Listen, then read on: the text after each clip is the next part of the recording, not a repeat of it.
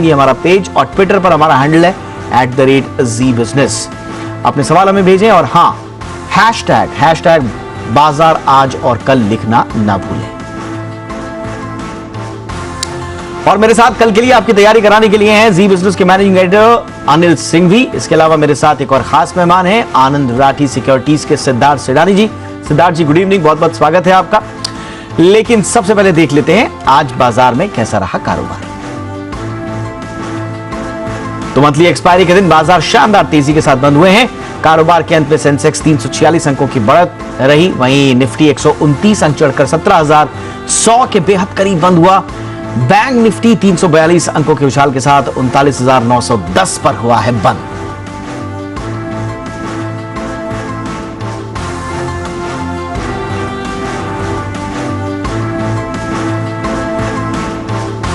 चलिए और अब रुख करते हैं हमारे खास मेहमान का। आनंद राठी सिक्योरिटीज के सिद्धार्थ सेडानी जी हमारे साथ हैं, जिनसे हम जानेंगे शुक्रवार के लिए उनकी स्ट्रैटेजी, साथ ही उनकी पोजिशनल और लॉन्ग टर्म जो भी वो पिक दें उसको भी हम समझेंगे, और शुक्रवार के लिए जैसे हमने आपको बताया कि उसके लिए क्या स्ट्रैटेजी हो ये भी हम उनसे समझना चाहेंगे। सिद्धार्थ जी, एक बार फिर से स्वागत है आपका। सबसे पहले तो आपका मार्केट एनालिसिस, अभी तक के मार्केट की चाल को देख के आगे की ट्रैजेक्टरी का क्या विश्लेषण है sir? Good evening Deepak, thank you for having me on the show. अगर बात करें बाजारों की, तो बाजार में मुझे लगता है कि यहां से एक मजबूती जरूर रह सकती है कुछ दिनों के लिए, बट वो ईयर एंड की बात है तो हो सकता है एनएवी प्रॉप अप या जो भी आप कहे। 17,200 एक बहुत ही इंपॉर्टेंट लेवल होगा जहां पे बाजार की नजरें टिकी हुई होगी। 17,200 को पार करेगा तभी तेजी बन सकती है। तो ट्रेडर के लिए तो मैं यही कहूंगा कि आप अभी वेट एंड वॉच करें। इन्वेस्टर्स डेफिनेटली आप निवेश कर सकते हैं। मिड कैप स्मॉल कैप में एक उछाल जरूर है, और मिड कैप स्मॉल कैप साल के पूरे ही सेकेंड हाफ में एक अच्छी चाल बन सकती है। तो ओवरऑल मार्केट के पर्सपेक्टिव आप धीमे धीमे हौले अक्यूमुलेट करें, और ट्रेडर्स को वेट एंड वॉच की सलाह। अगर 17,200 के ऊपर बाजार की चाल पकड़ती है तभी आप ट्रेड करें। और वेट एंड वॉच की स्थिति में आपकी कोई राय पोजिशनल या लॉन्ग टर्म के लिए भी हमारे दर्शकों को अपनी राय दे दें सर। बिल्कुल दीपक, और पोजिशनल की अगर मैं बात करूं तो एक नए जमाने का बिजनेस मुझे काफी पसंद आता है, और ये नए जमाने का बिजनेस है रूट मोबाइल। रूट मोबाइल जो एक मोबाइल कम्युनिकेशन सॉल्यूशंस प्रोवाइड करती है। आप अगर साधारण शब्दों में कहा जाए तो आप कोई बैंकिंग ट्रांजैक्शन करते हैं तो ओटीपी सर्विस आती है आपके मोबाइल में, वो ओटीपी सर्विसेज देती है Route Mobile. Voice, email, SMS, analytics और बहुत सारे बिजनेसेस में है। तीसरे तिमाही के जो नतीजे आए थे काफी दमदार रहे। एवरेज रियलाइजेशन पर बिलेबल ट्रांजैक्शन 31 पैसा जो हुआ करता था वो 36 पैसे पे आया है। तो ये बहुत ही बेहतरीन कंपनी है। 20 से 25% ग्रोथ उम्मीद लगा रही है मैनेजमेंट आने वाले समय में। सो पोजिशनल बेसिस पे इस पे खरीदारी की जाए। 1350 का भाव है। स्टॉप लॉस आपको रखना है 1295, 1295 का टारगेट रखना है 1520। रूट मोबाइल पोजिशनल बेसिस पे। और लॉन्ग टर्म पिक सर? जी बिल्कुल, लंबे समय के लिए अगर एक साल का पर्सपेक्टिव हो आपका तो एनबीएफसी स्पेस की कंपनी पूनावाला फिनकॉर्प, बेहतरीन कंपनी, 288 का भाव। आपको टारगेट और लक्ष्य रखना है 396 का, 400 से 4 कम, 396 का। पूनावाला फिनकॉर्प एक साल का पर्सपेक्टिव, तीसरे तिमाही के एनआईआई ग्रोथ 24%, मार्जिन जिसे हम टेक्निकल भाषा में निम्स कहते हैं 94 बेसिस पॉइंट से बढ़ के आए, मुनाफे 80% के ऊपर बढ़ के आए, और एयूएम जो ग्रो हुआ है, क्योंकि एसेट अंडर मैनेजमेंट जो ग्रो हुआ है 28% से 13,900 करोड़ का। पूनावाला फिनकॉर्प जिसके डिसबर्समेंट 15% से ज्यादा ग्रो हो सकते हैं, एयूएम ग्रोथ 35 से 40% का उम्मीद लगा रही है मैनेजमेंट। और मैनेजमेंट ये भी उम्मीद लगा रही है कि कॉस्ट ऑफ फंड, क्योंकि एनबीएफसी है तो कॉस्ट ऑफ फंड बहुत ही इंपॉर्टेंट पैरामीटर है, कॉस्ट ऑफ फंड भी गिराने की योजना है 250 बेसिस पॉइंट, मतलब 2.5% से। पूनावाला फिनकॉर्प एनबीएफसी स्पेस की बहुत ही बेहतरीन कंपनी, पर एक साल का नजरिया रखे 396, 400 से 4 कम। चलिए, तो ये है सिद्धार्थ जी की राय। पोजीशन के लिए एक बार मैं रिपीट कर दूं, रूट मोबाइल टारगेट आपको रखना है 1520 का, और स्टॉप लॉस लगाना है आपको 1295 का, और लॉन्ग टर्म के लिए जो पिक दी है पूनावाला फिनकॉर्प एक साल के नजरिए तक के लिए। तो ये है सिद्धार्थ जी की राय। अब कुछ हम अपने लाइव कॉलर्स ले लेते हैं जो अपने सवाल हमसे पूछेंगे हमारे मेहमानों से। वैभव इस वक्त हमारे साथ जुड़ रहे हैं मुंबई से। वैभव, स्वागत है आपका, पूछिए सिद्धार्थ जी से अपना सवाल। सिद्धार्थ जी, मेरे पास पॉलीप्लेक्स कॉर्पोरेशन है 100 shares, which I brought it at 1250 rupees price. So what is the perspective for this share for the next 1 year or maybe for the long term, like 2 years down the line? Okay, तो long term के लिए पॉलीप्लेक्स पे नजरिया पूछ रहे हैं वैभव जी। सिद्धार्थ जी, आपका जवाब। ये पॉलीप्लेक्स में काफी गिरावट तो हमने देख चुके हैं, क्योंकि ये आपने तो भी 1250 में खरीदा है। कुछ टाइम पहले 2000 के ऊपर भाव हुआ करता था, तो आपको तो बने रहना चाहिए पॉलीप्लेक्स पे। लेटेस्ट परफॉर्मेंस, रेवेन्यू ग्रोथ ठीक ठाक है, थोड़ी एक्सपेक्टेशन से कम आई है, बट ओवरऑल पर्सपेक्टिव से आपको बने रहना चाहिए, क्योंकि पैकेजिंग मटेरियल के दुनिया का बेहतरीन कंपनी है पॉलीप्लेक्स। तो मैं कवर नहीं करता हूं, ना ही हमारा कोई टारगेट प्राइस है, बट आपको तो भी 3 से 6 महीने के लिए बने रहना चाहिए। ओवरऑल मार्केट पर्सपेक्टिव अगर देखा जाए तो उसका पॉजिटिव निकलता है। चलिए, तो पॉलीप्लेक्स पर फिलहाल बने रहने की सलाह सिद्धार्थ जी की ओर से। रोहित पटेल जी का सवाल है हमारा अगला, बड़ौदा से। रोहित जी, आप पूछिए अपना सवाल सिद्धार्थ जी से। नमस्कार सर। नमस्कार। अब मेरा सवाल ये है कि मैंने रिलायंस इंडस्ट्रीज 1975 शेयर लिए हैं, उसका रेट एवरेज करते हुए 2515 आया है। हमें क्या करना चाहिए अभी, और एवरेज करना चाहिए या वेट करना चाहिए लॉन्ग टर्म के लिए? एवरेज आया आपका 2515। जी हाँ। ठीक है रोहित जी। सिद्धार्थ जी, रोहित जी के लिए क्या स्ट्रैटेजी रहेगी sir? Reliance industry. R for Reliance, R for Rohit ji, आपने बिल्कुल सही खरीदा है। अच्छी कंपनी है, थोड़ा ऊपर के दाम में जरूर खरीदा है, बट आप घबराइए मत। यहां से एक जरूर तकनीकी रूप से रिवर्सल होते हुए दिख रहा है। अच्छी कंपनी है, सबसे दिग्गज कंपनी आज देश की है, तो बिल्कुल बने रहना चाहिए। जो वैल्यू अनलॉकिंग की योजना है, वो हो सकता है कि ये फाइनेंशियल आने वाले फाइनेंशियल ईयर में आ जाए, चाहे वो रिटेल हो या आप मोबाइल के बिजनेस की बात करें। तो मैं मानता हूं कि आपको बने रहना चाहिए रिलायंस पे। एटलीस्ट 3 से 6 महीने का पर्सपेक्टिव जरूर रखें। तो 3 से 6 महीने के नजरिए से बने रहने की सलाह रोहित जी को सिद्धार्थ जी की ओर से रिलायंस इंडस्ट्रीज पर। संजीव साहब इस वक्त हमारे साथ जुड़ रहे हैं चंडीगढ़ से। संजीव जी, गुड इवनिंग, पूछिए सर अपना सवाल। गुड इवनिंग सर, मेरे पास मैट्रिमोनी के शेयर हैं 6717 की एवरेज है 717, और इसके पिछले 3-4 साल से जो रिजल्ट है वो सेम ही आ रहे हैं लगभग। रेवेन्यू भी सेम ही है, लेकिन इसका भाव नहीं टिक रहा कहीं भी। 1200 रुपए से 500 रुपए तक आ गया अब। ओके, तो मुझे क्या करना चाहिए, क्या सोच करके, क्या देख करके शेयर लेना चाहिए? रिजल्ट भी जब ठीक है, फंडामेंटल भी ठीक है, तो ठीक है sir. Okay sir. Sanjeev ji के लिए आपकी राय सिद्धार्थ जी। देखिए, ये संजीव जी, ये स्टॉक पे मैं उतना कोई पॉजिटिव नहीं रखता हूं। ऑल्दो अगेन प्लेटफॉर्म बिजनेस है। प्लेटफॉर्म बिजनेस में मैंने अभी एक पोजिशनल स्टॉक दिया, वो है रूट मोबाइल। साथ ही साथ और भी कोई स्टॉक अगर चुनना चाहे तो एप्पल इंडिया भी बेहतरीन है। आपको हालांकि नुकसान हो रहा है, तो ये नुकसान इतना बड़ा नहीं झेलना हो तो उछाल पे निकलने की सलाह। और एक बार निकल के आपको अगर लेना हो तो नए जमाने के बिजनेस, प्लेटफॉर्म बिजनेस में ही अगर जाना हो तो रूट मोबाइल एक विकल्प है, साथ ही साथ एप्पल इंडिया। चलिए, तो संजीव जी को सलाह, मैट्रिमोनी पर अगर उछाल मिले तो एक अच्छी विंडो देखकर आप निकल लें, और एप्पल और रूट में आप थोड़ा सा इंप्रोवाइज कर सकते हैं अपने पोर्टफोलियो को। इस वक्त हरिशंकर जी जबलपुर से हमारे साथ जुड़ रहे हैं। हरिशंकर जी, बहुत बहुत स्वागत है सर आपका, पूछिए सिद्धार्थ जी से अपना सवाल। मैंने बिरला सनलाइट एएलसी के शेयर खरीदे थे, अलॉटमेंट में मिले थे मेरे को 700-800 के आसपास 2 साल पहले खरीद लिए थे। उसके बाद 100 शेयर और 100 शेयर और लिए मेरे को, मेरा एवरेज पड़ गया करीब 400-450 का एवरेज पड़ा है जी। कौन सा काउंटर पूछ रहे हैं सर आप? शेयर के वो नीचे, ये नीचे होता जा रहा, कुछ बढ़ता रोज नीचे होता है, नया लो बनाया है, तो इसके बारे में क्या करना चाहिए? शेयर कैसा है ये? ओके ओके, आदित्य बिरला सन लाइफ एएमसी आपका काउंटर है, इस पर आपका सवाल है। हरिशंकर जी को क्या सलाह देंगे सर?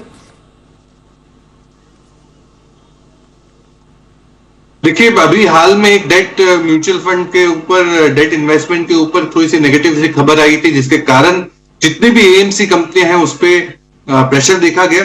तो अभी तो इमीडिएटली कोई ऐसा पॉजिटिविटी नहीं दिखता है। हालांकि ये पूरे समूह में मुझे लगता है कि निप्पॉन एसेट मैनेजमेंट ज्यादा बेहतर विकल्प हो सकता है रादर देन आदित्य बिरला। तो मैं आपको यही सलाह दूंगा कि अगर आप स्विच करना चाहे तो निप्पॉन में कर सकते हैं, और अगर बने रहे तो भी आपको समय जरूर लगेगा इस पे। चलिए, तो यह है हरिशंकर जी के लिए सिद्धार्थ जी की सलाह। राजन जी इस वक्त हमारे साथ जुड़ चुके हैं पुणे से। राजन जी स्वागत। सिद्धार्थ जी से पूछिए सर अपना सवाल। हाँ सिद्धार्थ जी, मुझे ITI के बारे में पूछना था। जी, हेलो, आपका भाव क्या है? 131 में लिया है मैंने 600 शेयर। ठीक है राजन जी। सिद्धार्थ जी, ITI पर आपकी सलाह। देखिए राजन जी, काफी कमजोर हो चुका है स्टॉक और आपके प्राइस से तो काफी दूर है। यही मैं आपको सलाह दूंगा कि अभी इतना बड़ा लॉस बुक ना करके उछाल आए, वहां से निकल जाए। और भी बेहतरीन विकल्प मिल सकते हैं, और अगर आप लंबे समय के लिए कोई विकल्प ढूंढते हैं तो मैं मानता हूं कि NBFC स्पेस पे पूना वाला फिनकॉर्प भी एक अच्छा विकल्प हो सकता है। ITI पे मैं उतनी मजबूती नहीं देख रहा हूं, क्वार्टरली नतीजों पे भी मेरा उतना ज्यादा कॉन्फिडेंस नहीं आ रहा है। हालांकि नुकसान ज्यादा है, तो उछाल पे निकले, यही सलाह। ITI पर उछाल पर निकलने की सलाह, और इसकी जगह आप शिफ्ट कर सकते हैं पूना वाला फिनकॉर्प में। यह है राजन जी को सलाह सिद्धार्थ जी की ओर से। अब हम लेते हैं जो हमें सोशल मीडिया की तरफ से जो हमें सवाल भेजे गए हैं, उन सवालों को ले लेते हैं सिलसिलेवार तरीके से। सबसे पहले दिनेश जी का सवाल नवी मुंबई से है। सिद्धार्थ जी, यूको बैंक पर है, इनके पास अच्छा खासा वॉल्यूम है और भाव है 36 रुपए 62 पैसे का। क्या करना चाहिए दिनेश जी को? देखिए दिनेश जी, पहले तो यही कहूंगा कि नुकसान बहुत ज्यादा है, पर ये नुकसान देखते हुए मैं अपनी सलाह चेंज नहीं करूंगा।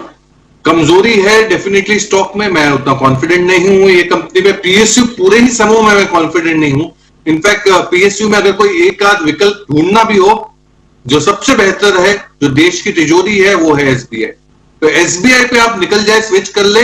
मैं मानता हूं कि अभी बहुत कमजोरी हो चुकी है SBI में भी, यहां से उछाल ही आ सकता है। पिछले 3-4 क्वार्टर का अगर मैं नतीजों की बात करूं, दमदार क्वार्टरली परफॉर्मेंसेस कंपनी ने दी है, तो आप इससे निकल जाए, SBI पे आ जाए। नुकसान हो रहा है, बट ये सारी भरपाई अगर 1 साल के पर्सपेक्टिव से SBI पे रखेंगे तो हो जाएगा। चलिए, तो दिनेश जी को यूको बैंक से फिलहाल निकलने की सलाह, और कोशिश करें SBI ऑप्ट करें। यह है सलाह सिद्धार्थ जी की। अगला सवाल दिल्ली से भेजा है प्रमोद जी ने। TN पेट्रो पर 106 का भाव है सिद्धार्थ जी इनका। प्रमोद जी को आपकी सलाह।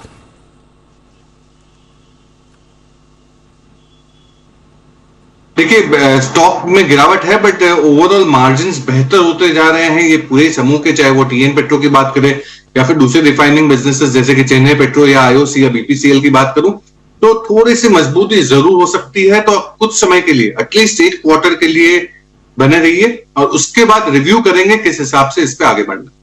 तो 1 क्वार्टर के लिए बने रहे TN पेट्रो पर प्रमोद जी को सलाह सिद्धार्थ जी की ओर से।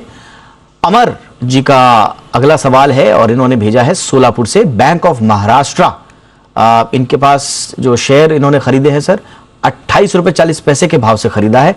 अमर जी को क्या करना चाहिए?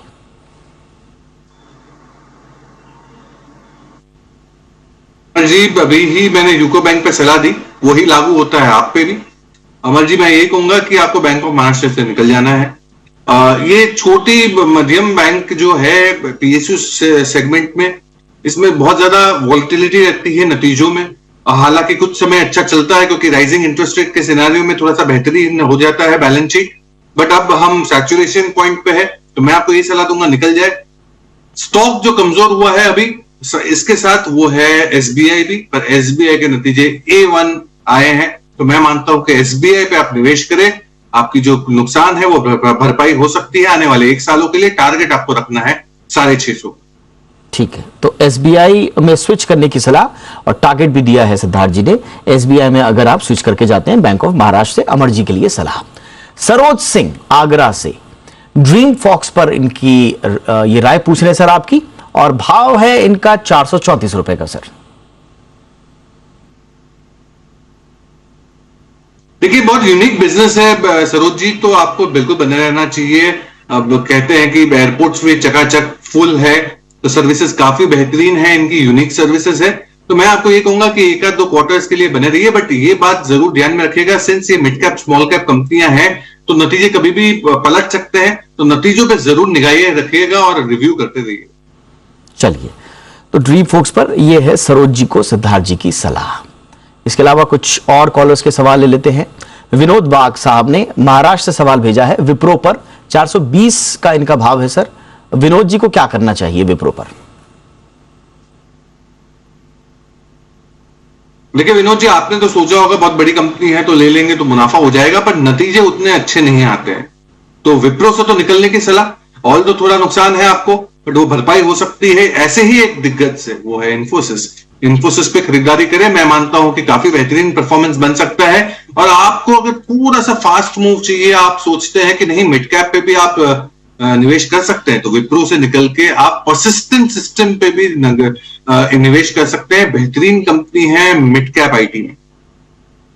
चलिए, तो परसिस्टेंट या फिर इन्फोसिस, ये दोनों ऑप्ट कर सकते हैं आप। विप्रो से एक अच्छा विंडो देख कर निकल जाएं। विनोद जी को यह है सिद्धार्थ जी की सलाह। आलोक जी, MTAR टेक पर इनका सवाल है सर। 1640 का भाव है इनका। आलोक जी को आपकी क्या सलाह रहेगी? देखिए आलोक जी, बिल्कुल घबराइए मत, क्योंकि हालांकि भाव नीचे है आपके बाइंग प्राइस से, घबराना नहीं है क्योंकि कंपनी आपने एकदम सही चुनी है। डिफेंस में अच्छी सप्लाईज है ये कंपनी की, बेहतरीन कंपनी है ओवरऑल स्पेस की। तो मैं मानता हूं कि पॉजिटिविटी है। हम एक समय पे इसको जरूर कवर करते थे, टारगेट भी रखते थे, बट आज के तारीख में कोई रिपोर्ट या टारगेट नहीं है। बट कंपनी काफी बेहतरीन है, डिफेंस में सप्लाईज है, बिल्कुल बन रही है।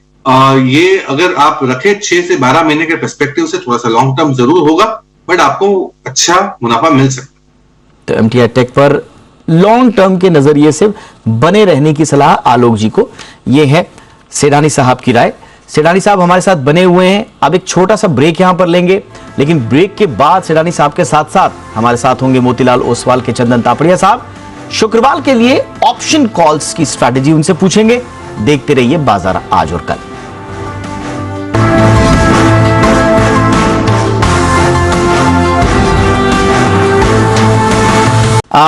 सिद्धार्थ सेडानी जी हमारे साथ बने हुए हैं। सिद्धार्थ जी, शुक्रवार के लिए आप भी इंट्राडे पिक दे दें सर। बिल्कुल दीपक, मुझे लगता है कि BPCL जो oil refining company plus oil marketing company, बेहतरीन कंपनी है। 340 के करीब का क्लोज होगा। आपको स्टॉप लॉस रखना है 335 का और टारगेट रखना है 359 का।